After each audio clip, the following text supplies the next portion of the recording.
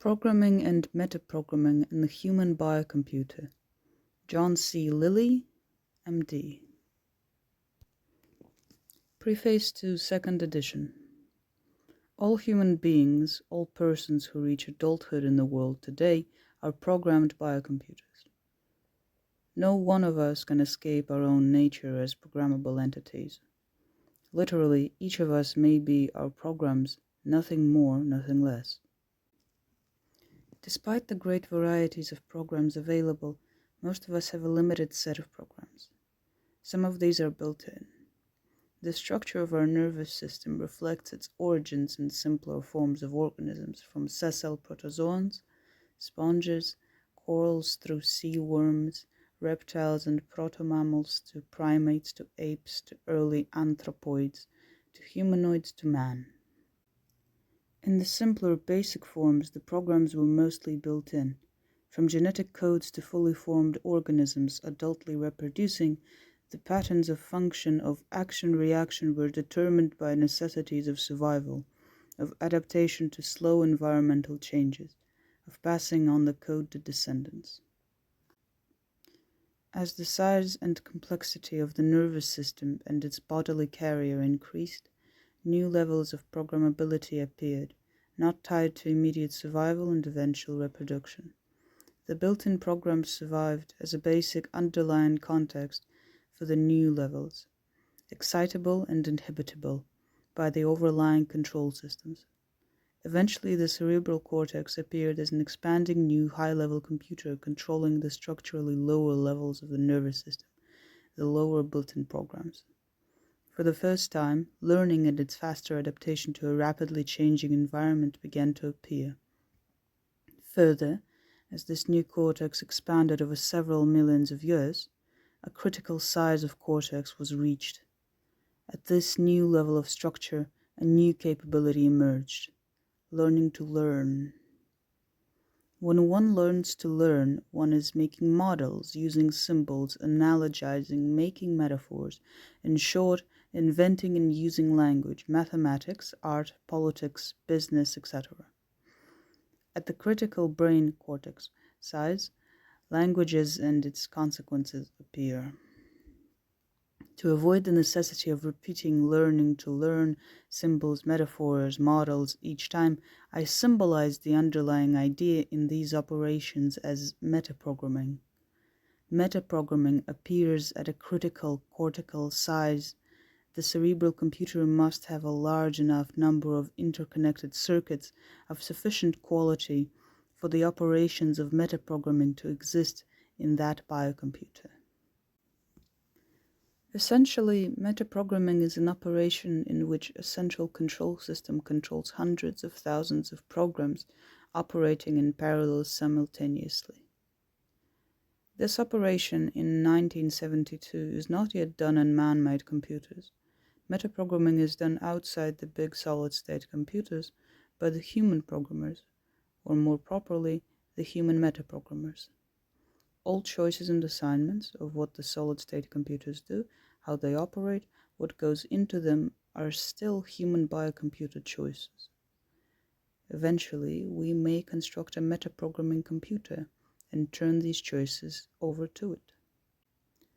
When I said we may be our programs, nothing more, nothing less, I meant the substrate, the basic substratum under all else of our metaprograms is our programs. All we are as humans is what is built in and what has been acquired, and what we make of both of these. So we are one more result of the program substrate, the self-metaprogrammer. As out of several hundreds of thousands of the substrate programs comes an adaptable, changing set of thousands of metaprograms, so out of the metaprograms as substrate comes something else. The controller, the steersman, the programmer in the biocomputer, the self-metaprogrammer. In a well-organized biocomputer, there is at least one such critical control metaprogram labeled I for acting on other metaprograms, and labeled me when acted upon by other metaprograms. I say at least one advisedly. Most of us have several controllers, selves, self-metaprograms, which divide controlling among them, either in time parallel or in time series and sequences of control. As I will give in detail later, one path for self-development is to centralize control of one's biocomputer in one self-metaprogrammer, making the others into conscious executives subordinate to the single administrator, the single superconscious self-metaprogrammer. With appropriate methods, the centralizing of control, the elementary unification operation, is a realizable state for many, if not all, biocomputers. Beyond and above in the control hierarchy, the position of the single administrative self-metaprogrammer and his staff, there may be other controls and controllers, which for convenience I call super-self-metaprograms. These are many or one depending on current states of consciousness in the single self-metaprogrammer. These may be personified as if entities, treated as if a network for information transfer, or realized as if self-traveling in the universe to strange lands or dimensions or spaces. If one does a further unification operation on these super self-metaprograms, one may arrive at a concept labeled God, the creator, the star maker, or whatever. At times we are tempted to pull together apparently independent super-self sources as if one. I am not sure that we are quite ready to do this super-self unification operation and have the result correspond fully to an objective reality. Certain states of consciousness result from and cause operation of this apparent unification phenomenon. We are still general-purpose computers who can program any conceivable model of the universe inside our own structure, reduce the single self-metaprogrammer to a micro-size, and program him to travel through his own model as if real. Level 6, Satori, +6, Lilly, 1972. This property is useful when one steps outside it and sees it for what it is, an immensely satisfying realization of the programmatic power of one's own biocomputer. To overvalue or to negate such experiences is not a necessary operation. To realize that one has this property is an important addition to one's self-metaprogrammatic list of probables. Once one has control over modeling the universe inside one's self and is able to vary the parameters satisfactorily, one's self may reflect this ability by changing appropriately to match the new property. The quality of one's model of the universe is measured by how well it matches the real universe. There is no guarantee that one's current model does match the reality, no matter how certain one feels about the high quality of the match. Feelings of awe, reverence, sacredness, and certainty are also adaptable metaprograms, attachable to any model, not just the best-fitting one. Modern science knows this. We know that merely because a culture generated a cosmology of a certain kind and worshipped with it was no guarantee of goodness of fit with the real universe. Insofar as they are testable, we now proceed to test, rather than to worship, models of the universe. Feelings such as awe and reverence are recognized as biocomputer energy sources rather than as determinants of truth, i.e. of the goodness of fit of models versus realities. A pervasive feeling of certainty is recognized as a property of the state of consciousness, a special space, which may be indicative or suggestive, but is no longer considered as a final judgment of a true fitting. Even as one can travel inside one's models inside one's head, so can one travel outside or be the outside of one's model of the universe, still inside one's head. See Lilly 1972 level or state +3, Satori +3. In this metaprogram it is as if one joins the creators, unites with God, etc. Here one can so attenuate the self that it may disappear. One can conceive of other super-self metaprograms farther out than these, such as are given in Olaf Stapledon's The Star Maker, Dover, New York, 1937.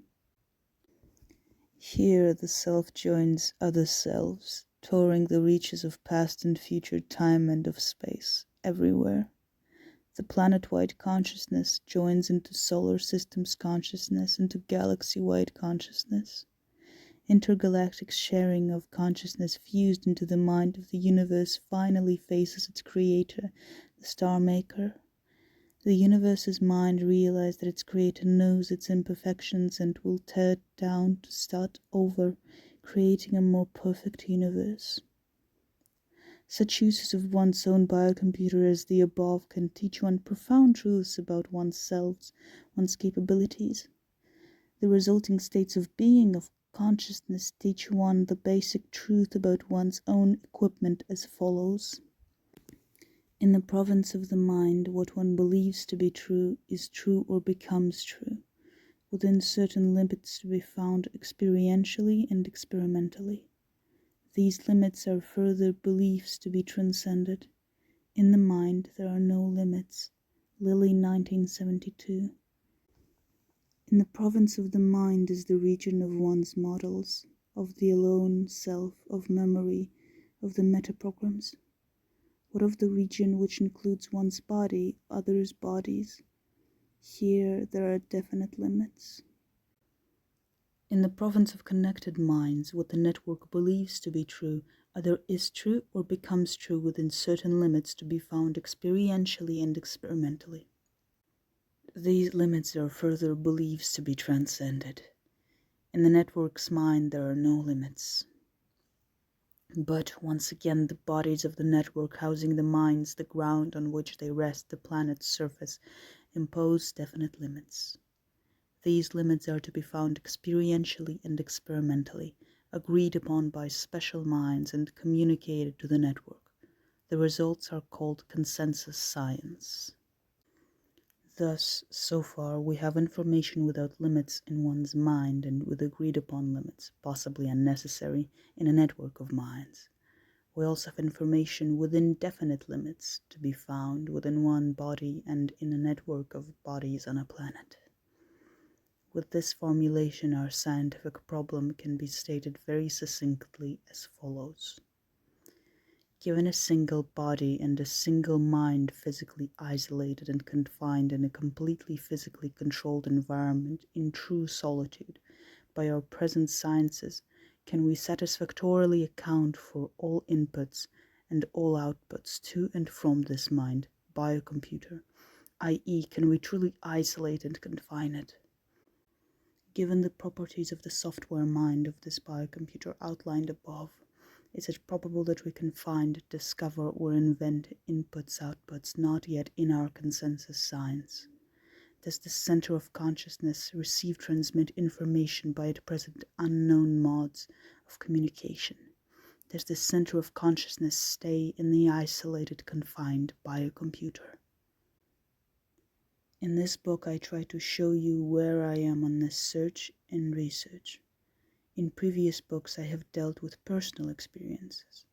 Here I deal with theory and methods, metaprograms and programs. JLC, February 1972, Los Angeles, Calif.